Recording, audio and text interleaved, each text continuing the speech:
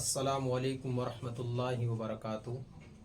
امید ہے آپ سبھی حضرات خیریت سے ہوں گے۔ دیکھو، آج ہم آپ کو بتانے والے ہیں نورانی کو آسان سے آسان طریقے سے بچوں کو کس طرح پڑھایا جائے، کس طریقے سے بچوں کے سمجھ میں آئے۔ تو ہم آج آپ کو سکھائیں گے کہ بچوں کو نورانی آسان سے آسان طریقہ کیا ہوتا ہے پڑھانے کا۔ تو آج ہم آپ کو بتائیں گے، تختی نمبر 1 سے ہی لے کر چلیں گے انشاءاللہ۔ دیکھو، سب سے پہلے تختی نمبر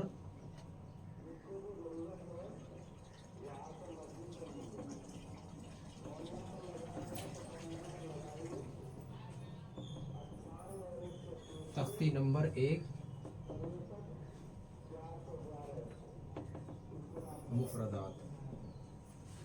تختی نمبر 1 مفردات۔ دیکھو، سب سے پہلے ہم کو سمجھنا ہے کہ مفردات کے معنی کیا ہوتے ہیں۔ دیکھو، مفرد کے معنی واحد مفرد ہو، اس کو کہتے ہیں مفرد، معنی الگ الگ ہونا۔ مفردات بہت سی چیزوں کا الگ الگ ہونا۔ آج ہم آپ کو بتائیں گے۔ اس کے بعد ہم نے سمجھا مفرد کے معنی الگ الگ ہونا۔ اس کے بعد ربی یسر ولا تعسر وتمم بالخیر۔ اس تختے کو جب بچوں کے لیے پڑھائے تو بچوں سے کہیے کہ دل میں اللہ سے دعا کی نیت رکھ کر اس کو پڑھیں، اور اس کے بعد شروع کریں۔ ربی یسر، اے رب تو آسان کر دیجئے، ولا تعسر، اور مشکل نہ کریے، وتمم بالخیر، اور خیر کے ساتھ پورا کر دیجئے، وبک نستعین، اور ہم آپ سے ہی مدد مانگتے ہیں، یا فتاح، اے کھولنے والے، رب زدنی علما، ہمارے علم کو زیادہ کر دیجئے۔ اس کے بعد آگے لے کے چلنا ہے، الف با تا سا جیم حا خا دال ذال را زا سین شین صاد ضاد طا ظا عین غین فا قاف کاف لام میم نون واو ہا لام الف حمزہ یا۔ دیکھو، سب سے پہلے تختی پڑھانی ہے بچوں کو، اس کے بعد معائنہ، اس کے بعد رب یسر، اس کے ترجمے کے ساتھ بچوں کو پڑھانا ہے، اور بچوں کو بتانا ہے کہ جب بھی اس کو پڑھیں تو دل میں اللہ سے دعا کی نیت رکھ کر اس کو پڑھیں۔ اس کے بعد الف سے یا تک بچوں کے کم سے کم 10 سے 12 بار مشق کرائیں حرف کی ادائیگی۔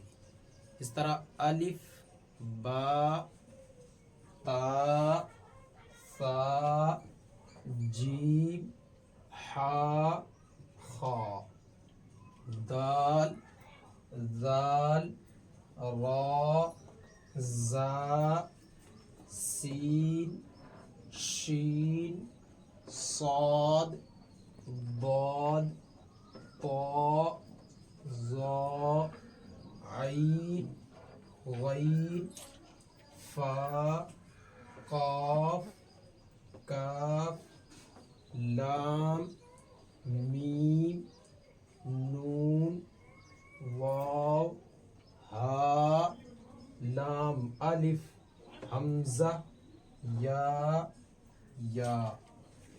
کم سے کم 10 سے 12 بار بچوں کی مشق کرانی ہے۔ اس کے بعد हुर्फों की पहचान कराने नुक्तों के हिसाब से। देखो सबसे पहले हमने अलिफ पढ़ा, उसके बाद बा ता सा, सिर्फ नुक्तों का फर्क है।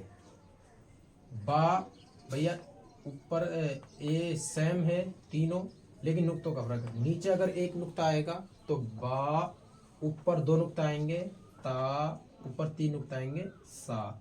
नुक्तों के हिसाब से बच्चों को पहचान कराई जाए। उसके बाद आगे चलते हैं। देखो तीनों हरफ यकसा हैं, जीम हा खा, सिर्फ नुक्तों का फर्क है। सबसे पहले बच्चों को बताना है अगर नीचे जीम आए, नीचे नुक्ता आए तो जीम, बगैर नुक्ता का आएगा तो हा, ऊपर नुक्ता आएगा तो खा। उसके बाद आगे चलते हैं दाल जाल, बगैर नुक्ता के दाल, अगर नुक्ता ऊपर आ गया तो जाल। उसके बाद आगे चलते हैं रा जा, बगैर नुक्ता के रा, और नुक्ता अगर ऊपर आएगा तो जा। फिर आगे चलते हैं सीन शीन।